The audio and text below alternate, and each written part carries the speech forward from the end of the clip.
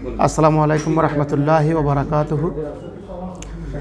বাংলাদেশ বিমানে আসলে আমাদের এখানে হিউজ প্যাসেঞ্জার আছে, কিন্তু শিডিউল বিপর্যয়ের অভাবে এবং প্রত্যেকটা টিকিটের ঊর্ধ্বগতি বা সীমাহীন দামের কারণে তারা অনেকে সফর করতে পারছে না। তার মধ্যে রমজান ঈদের পরে যেমন এপ্রিলের 26 তারিখ পর্যন্ত ফ্লাইট আছে ঢাকা টু কুয়েত, 26শে এপ্রিল থেকে আরম্ভ করে 12 জুলাই পর্যন্ত আর কোনো ফ্লাইট এখন পর্যন্ত শিডিউল আসে নাই।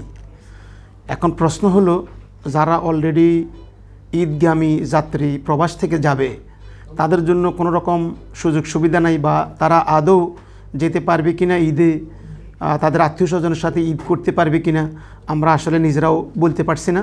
যদিও আমরা টিকিট বিক্রি করি, কেন এখন অনেকেই আসেন, কিন্তু আমরা আসলে শিডিউলের অভাবে বা ফ্লাইট বা টিকিট না থাকার কারণে, ফ্লাইট না থাকার কারণে তাদেরকে সঠিকভাবে আমরা কোনো তথ্য দিতে পারছি না। এদিক করে আবার কুয়েত এয়ারলাইন্স প্রতিদিন 2টা করে ফ্লাইট ছিল, তারাও ফ্লাইটগুলি সীমিত করে দিয়েছে।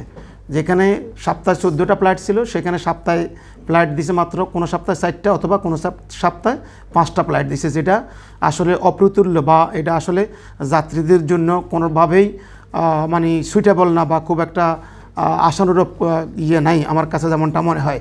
এই দিক থেকে অন্যান্য ফ্লাইটগুলি যেগুলি আছে ট্রানজিট ফ্লাইট, যেমন এয়ার আরবিয়া অথবা জাজিরা অথবা শ্রীলঙ্কান এয়ারলাইন্স অথবা আদার্স যে ফ্লাইটগুলি আছে, সেগুলিও আসলে সাধারণ মানুষদের ক্রয় ক্ষমতার বাইরে।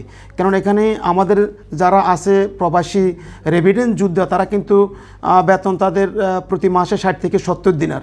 এখন যদি তারা আপ অ্যান্ড ডাউন করতে যাওয়ার কারণ শুধু যে ট্রানজিট ফ্লাইট, সেই ফ্লাইটগুলি তো যদি তারা টিকিট নিতে হয় 180 থেকে 200 টাকা নিয়ে টিকিট, 200 টাকা দিয়ে টিকিট ক্রয় করতে হয়। তার মানে কি 5 থেকে 6 মাসের বেতন তাদের এখানে প্রয়োজন হয়ে পড়ে।